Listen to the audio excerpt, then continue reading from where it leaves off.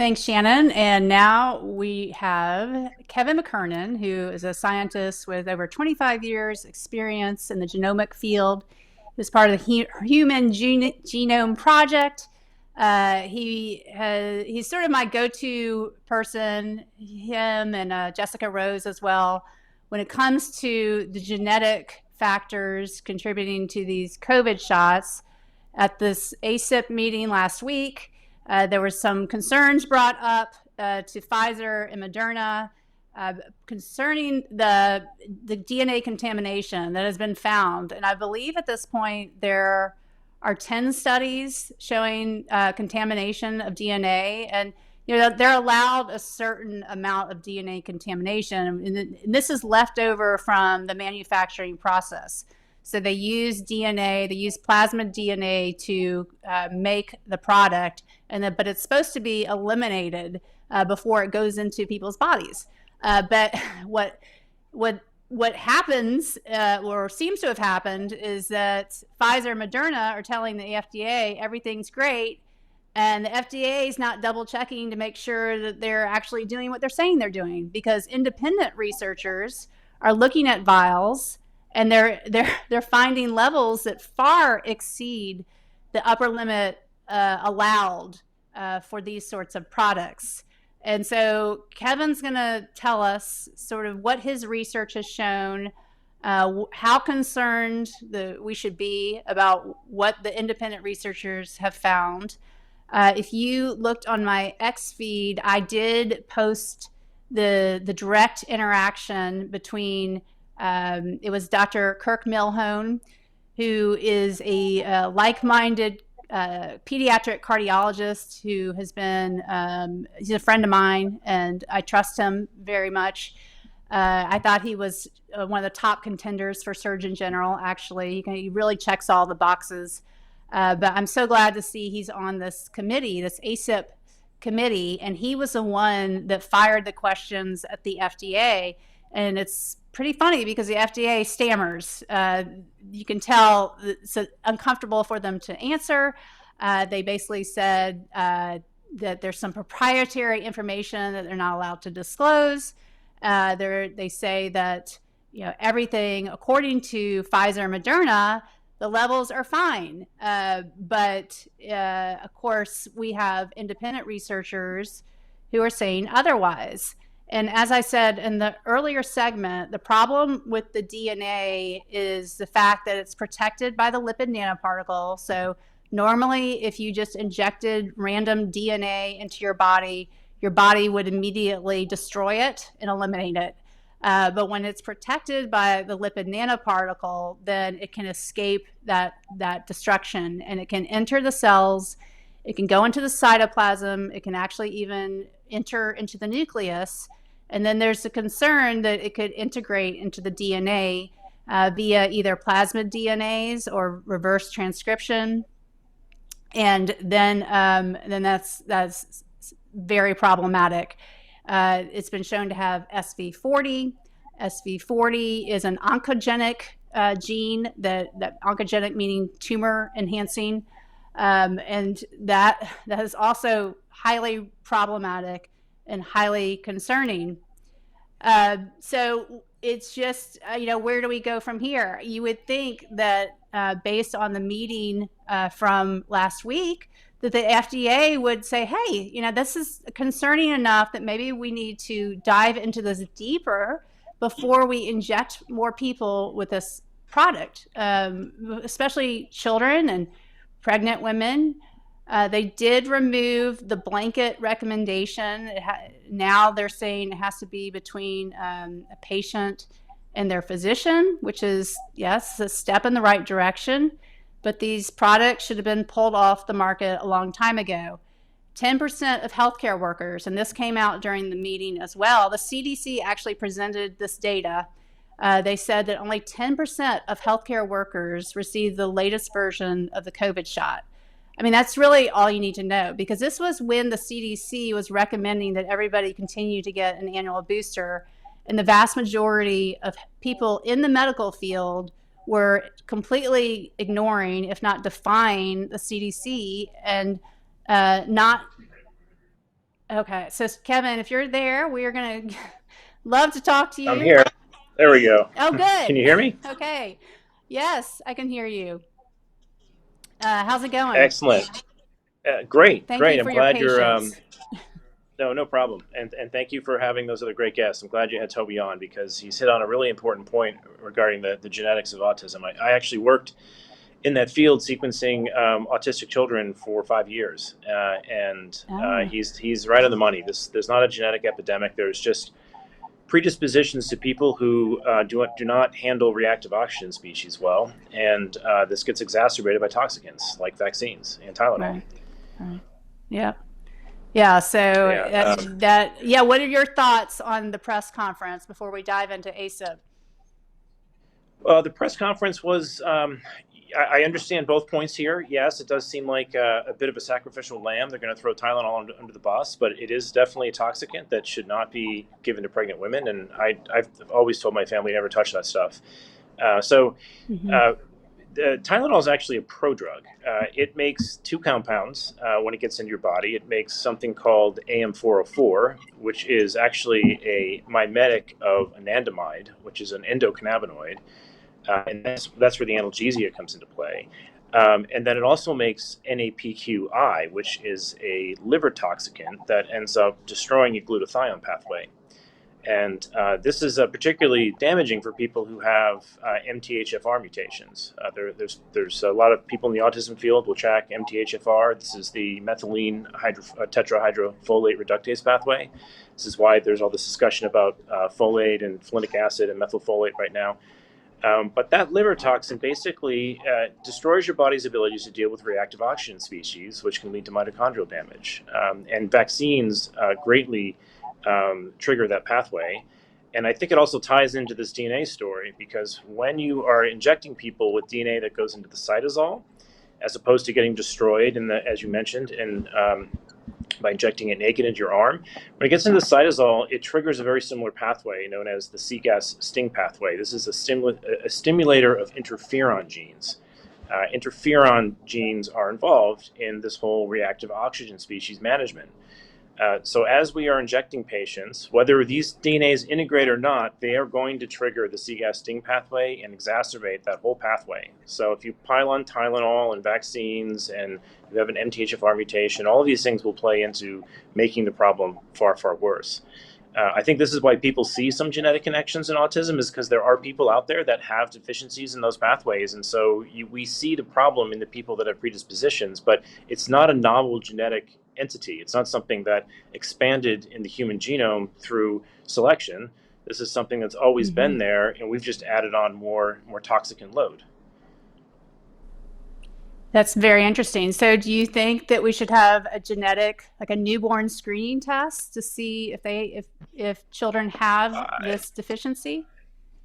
Well, that might certainly be another way for exemptions. I think we should pull away, all the way back. We have to first figure out these vaccines even work before we start making genetic tests to get people out of them. Right? I'm of all the work that's come out at that ACIP meeting and at Senator Ron Johnson's meeting implies that there's really not good evidence from clinical trials where they've done vax versus unvax to know that we're actually making a difference with these things. Yeah, sure, you can go down the genetic road, but I feel like that's another band-aid on top of removing Tylenol. And certainly, I Yeah. think people should learn about their MTHFR genetics because that may be playing a role in even if they're unvaccinated, they could be having other toxicants that are driving adverse events. So that can be helpful for a lot of nutraceutical guidance, if you will. But the DNA story is, I think, particularly interesting in that one, it's evidence that there's no quality control in the vaccine pipeline. Probably never was Right. once they had the liability waivers, and it's evidence of fraud because they hid these sequences from the regulators. And normally, when regulators find that type of omission, they act, and instead they're Right. defending it. So that's a sign of maybe racketeering or other types of collusion that are going on that they're not willing to step up. Now, I'll grant, like Tracy's new there. So Tracy was the person from the FDA. I think you might know Tracy. She's been on Jay Bhattacharya's podcast a few times. And so she's new there. She's inherited this problem and is now Right. claiming she's not going to ignore it. She's taking it very, very seriously, and I trust that she will, because she's been actively questioning me even before she was in the FDA about this. She was concerned about it. I think there's now new leadership there that will finally look at this, but they can't just be taking the numbers from the pharmaceutical industry as gospel, because they were just lied to. So there's no reason why there wouldn't be a second lie present in their data if they, were hiding data from the FDA. So for those not familiar, the SV40 region in the Pfizer plasmid was hidden. That was only discovered when we sequenced it.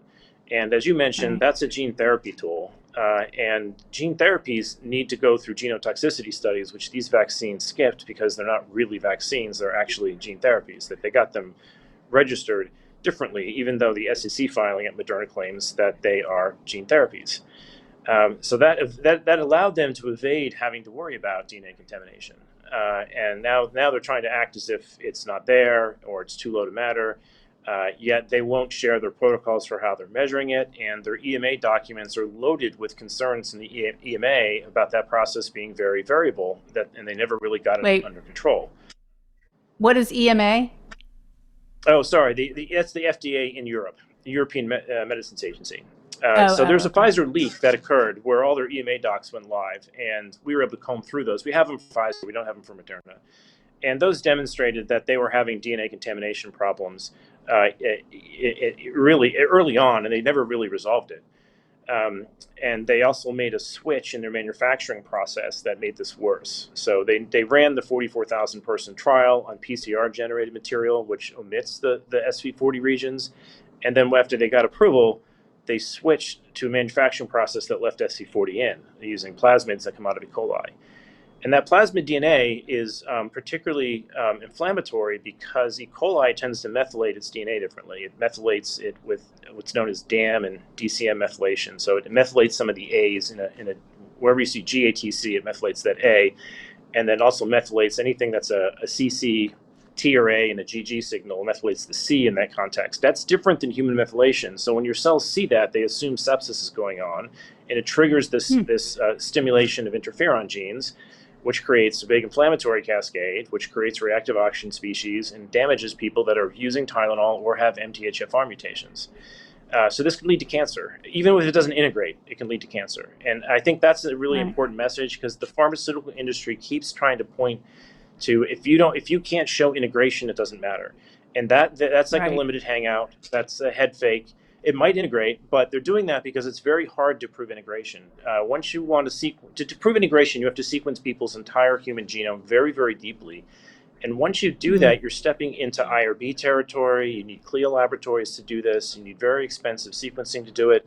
And you have to concern yourself with incidental findings. So if I were to sequence your genome and I ran across a BRCA mutation or an ApoE mutation that can imply, breast cancer risk and Alzheimer's risk, I'd be obligated to sit you down with a genetic counselor and explain that to you, unless I got a consent for you to not have that disclosed in the process of sequencing. So the process of finding integration involves all types of regulatory red tape, which is why they're pointing the finger that direction. But the real crime is committed once this DNA gets into the cytosol. That triggers the CS pathway that can lead to oncogenesis and all types of interferon responses. Yeah, one other thing they said is that the way the measurements were done by the independent researchers was faulty, because they were not weeding out the RNA. Can you talk about that? Yeah, it's really funny they said that, because that's the last two papers that have come out on this directly address that. So Ulrike Kammerer's paper used RNase A, which is an enzyme that erases the RNA before measuring it. Our paper did the same thing. In a prior paper from Bridget Koenig, didn't use RNase A, but did go through some effort to quantitate how much crosstalk there was, to try and address that, because the manufacturers have some specs on how much the crosstalk there is. That's a little bit of an oxymoron for them, because they're basically trying to say that you can't use fluorometry to measure the DNA, but we're going to use it to measure the RNA. So the dose that you're given is measured from fluorometry. They put in a dye known as ribogreen, which actually has more crosstalk with DNA than the dye that we use to measure the DNA has with RNA. It's almost 50-fold worse. What they're using to measure the RNA, like half that signal comes from DNA. what we're using to measure the DNA, there's about a 1% crosstalk with RNA, and that was what everyone was critiquing our preprint over. So we went through and put in RNase A, erased all the RNA, and the numbers come down, but they're still like 10 to 100-fold over the limit, depending on which method you use. So the crosstalk thing isn't an issue. That's another one of their smoke grenades that they threw into the audience. And I know the people on the ACIP committee, and they're aware that that's a smoke grenade. They've used those dyes. This is not you cannot pull the wool over the eyes of the people they pulled in there. They've all worked with these methods before. So I don't know where that's going to lead. Other than I think the FDA is going to have to repeat this. And oddly enough, the FDA did have some high school students in their White Oak facility repeat this, and they found it. High school students can find this. This is not bleeding edge rocket science by any means. It's a $5,000 fluorometer. You need to measure this. This DNA sequencers we're using are like $5,000 as well. I mean, this plugs to USB stick. This does not require a tremendous amount of capital equipment to pick up and measure these things, which does make you question what are these liability waivers doing? If they can't do as much as order $10,000 worth of equipment to check these lots that are going into 5 billion people, they have no care about the quality control. And that's why I would say no, pull back all the vaccines before you institute genetic screening, because that's just I think kicking the can down the road. Well, I agree, but yes, I'm just astounded that the FDA continues to allow these products to be injected into the public, particularly children and pregnant women. One last question: did you watch their answer to the distribution and Dr. Malone questioning them about that, and thoughts on that? What their excuses are? So. Yeah, that is. I really wish they would call up John Bodwin, who would show them where all the adverse events are actually happening. I mean, cancer is there, and he can see some cancer signal, but it's not the biggest signal. Myocarditis is probably 1/100th of the signal he has for acute kidney injury. All right, and I think his data is the most rock solid data I think out there, because his death records that you can then use to de-identify VAERS, and you can figure out. You can see that 80% of the deaths that they're recording as COVID had a shot a couple days ago. And so there's massive fraud in the death records as to what people are dying from. And there's just so much information context in this data that would help them come to these conclusions. And he has these for multiple states. So the biodistribution studies, yeah, they're using techniques there like a luciferase assay, which isn't even done on the messenger RNA they're injecting on. It's some other GFP-based or some other luciferase-based mRNA. It doesn't have methylpseudouridine in it, so it doesn't give you a good understanding of how long that signal should last, because we know those RNAs don't decay fast enough. They really should be using radioisotopes and maybe dissection to really get to the bottom of this. But they cut off most of those biodistribution studies at like 48 hours. So they still had signals rising in the ovaries and other tissues when they stopped measuring it. So I think if they measured that out for several weeks, they probably see something that lines up more with John's data, where there is problems in the kidneys, and there's a lot of embolisms and strokes and thrombotic issues that are going on in his data. So that may in fact be. There may be a role in the DNA playing in that. I mean, we know. So to bring this full circle to ivermectin, so one of the issues with the DNA in SV40 is that it has a nuclear targeting sequence. That nuclear targeting sequence gets into the nucleus through a receptor known as important alpha, which is interestingly enough blocked by ivermectin. The other drug that people are using in this field right now are derivatives of fenben, and those are known to increase the expression of p53. This SV40 promoter is known to bind p53, which in my mind is a very bad sign. Anything that binds p53 means that gene has decoys to deal with. It's not dealing with fixing your genome. It's getting clogged up with all these decoy SV40 promoters. There is some mechanism here that implies the ivermectin fenben approach has some merit, and that should be looked into, because it would block this particular issue. But the second issue with the protein in here, the spike protein itself, Wafik Eldiari, who's on the ACIP committee, has published that protein itself will downregulate p53. And it's Mm. amyloidogenic. Although he didn't publish on the Hmm. amyloid nature of it, others have. And that amyloidogenic nature means that it's like a prion. It creates a bit of a protein misfolding cascade that can be responsible for all of this fibrin clotting we see.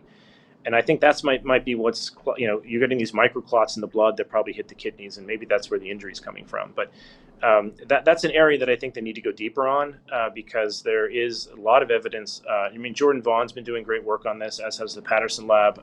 There is something going on in the clotting cascade that I can't explain from the DNA contamination alone. So if they clean up all this DNA, they're not out of the woods. This is just a sign that Right. they've been very sloppy, and they left gene therapy components in there that have ties to cancer, and they hid that from regulators. So it's a major problem for fraud and maybe reversing the PrEP Act, but I don't think it's responsible for all the problems that you guys are seeing in the field. There's just too many that I can't tie to it. Well said. Well, thanks so much, Kevin, for joining us. Where can people find you? I know you have a Substack, and I follow you on X, and you're a great follow. But what's the name of your Substack? The Substack is anandamide, which is interestingly the compound that Tylenol is trying to mimic, and that's actually related to a lot of physicians that are trying to treat patients, autism patients with cannabinoids. The name of the Substack is actually napetolactone, which is another compound of interest of mine that's involved in catnip. But that Substack has all of this history on it, and we also run a medical cannabis conference called CanMed every year. It's going to be in Lake Tahoe this year in June. So if people want to learn about Tylenol and the endocannabinoid system, which is playing a role in this whole cascade, there are great physicians down there that understand this field and have been treating autistic patients for decades using things that are really not they've been horse pasted, much like ivermectin. Let's put it that way. All right. Well, I'm going to go to that. I went to Tahoe this past summer and I loved it. So you're going to have to remind me when Oh, it comes great. on, when it gets Well, closer. Yeah. ring me up. I'd love for you to tell your story, because you're fighting the same fight these people have been fighting for 20 years on cannabinoids. It's a little bit more complicated in their space because there is some recreational abuse that goes on in that field, but there's many. It's a very interesting field. It's not taught in medical school, but it's like the most prevalent GPCR receptor in our brain. And it's not taught because pharma tends to select what gets taught, and it's usually their pathways and their drugs. But those physicians had the same battle trying to go state by state to get medical access, and they may have a few tricks up their sleeve you guys can share. Well, I'm going to have you back on when we have more time and we can dive into that topic. So thank you so much, Kevin. And thank you, everybody, for joining us today. And we'll see you next Wednesday. Join us at 12 o'clock. I am on with Shannon Joy from 12 to 12:30, and then 12:30 to 1:30 on call with Dr. Mary Talley Bowden. Thank you.